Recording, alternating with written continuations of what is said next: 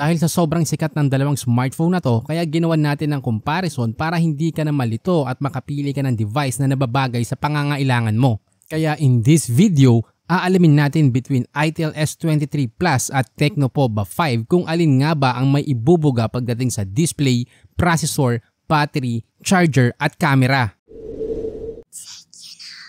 Pag-upload ka ng video na to, mabibili ang Itel S23 Plus sa online sa presyong 7,699 pesos para sa 8GB RAM at 256GB internal storage.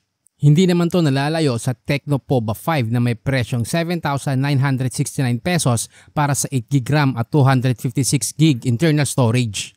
Pagdating sa price ay mas mura ng halos 300 ang S23 Plus, kaya kung budget ang pag-uusapan, pipiliin ko ang Itel. Ang S23 Plus ay may 6.78-inch Full HD Plus AMOLED curved screen display, 60Hz refresh rate at 1080 by 2400 pixels.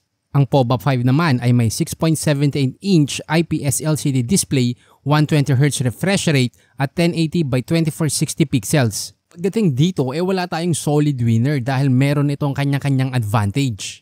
Oo nga, mas mataas ang pixel at PPI ng POVA 5 pero mas malinaw pa rin ang S23 Plus dahil ito'y naka-AMOLED. Pagdating naman sa refresh rate lamang ang Tecno, kaya kung ikaw ay mahilig manood sa phone mo at mag-social media, mas piliin mo ang Itel dahil mas vivid at angat ang kulay nito dahil sa AMOLED screen.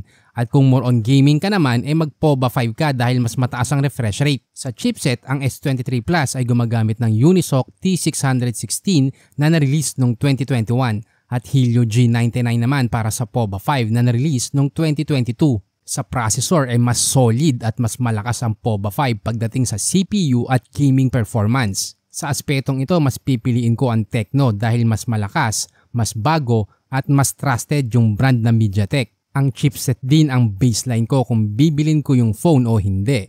Dahil dito din nakasalalay kung magkakaroon pa ng mga Android update ang device mo. Pag wala na kasing update, diyan na nagsisimula bumagal ang smartphone dahil hindi na optimize ang mga apps. Sa mga bago nating viewers, pwede kang manalo ng 200 smart load basta mag-subscribe ka at sagutin mo ng tama ang trivia question na to.